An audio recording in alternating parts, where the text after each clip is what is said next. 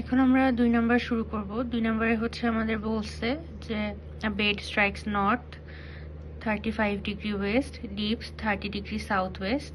Determine apparent dips in vertical planes trending north 50 degree east, east-west, north-south and north 60 degree west.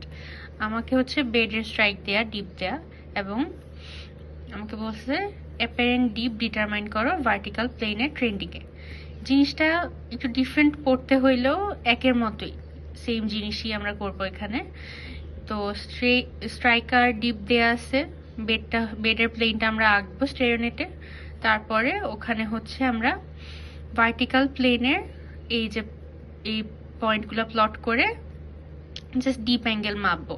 হ্যাঁ, apparent deep মানে হচ্ছে any deep আদার দেন true deep, মানে 90 degree ছাড়া যে কোনো অ্যাঙ্গেলে আমার যে ডিপটা হবে ওইটাই আমার ট্রু ডিপ।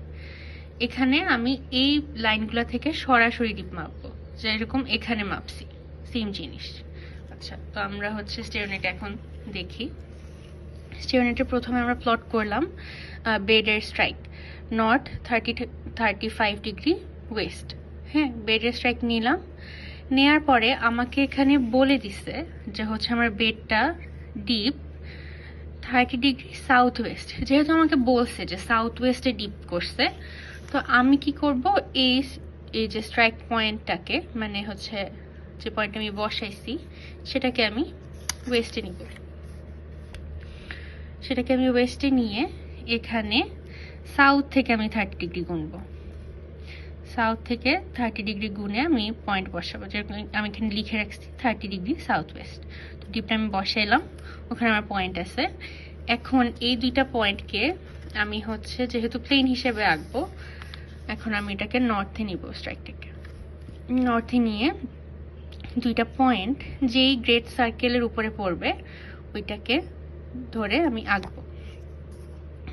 আঁকলাম।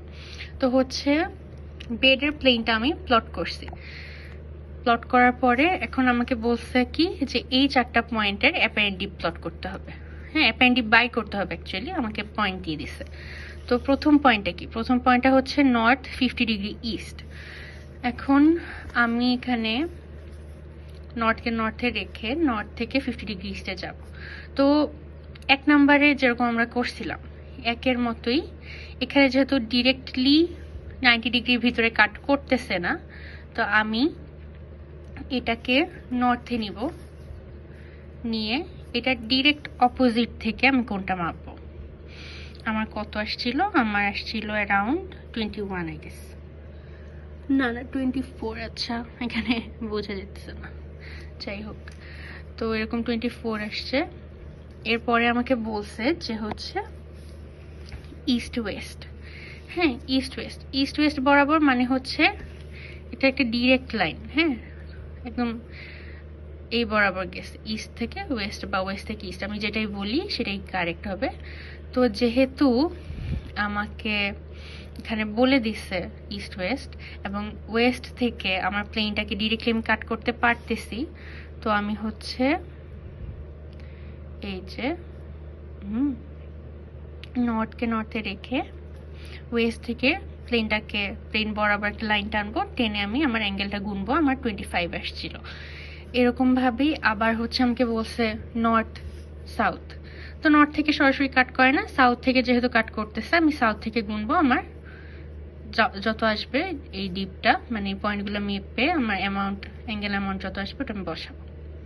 তারপরে আমাকে দিছিল কি হচ্ছে লাস্ট এটা ছিল নর্থ 60 ডিগ্রি ওয়েস্ট। তো আমি নর্থ 60 ডিগ্রি ওয়েস্ট বসাইছি। বসানোর পরে যেহেতু 60 ডিগ্রি ওয়েস্ট থেকে কাছে, তো আমি জাস্ট 60টাকে ওয়েস্টের পয়েন্টে নিছি। ওয়েস্টের পয়েন্টে নিয়ে সেমভাবেই আমি অ্যাঙ্গেলটা মাপছি। এই তো শেষ। এটাই হচ্ছে আমার 2 নাম্বার হয়ে গেল।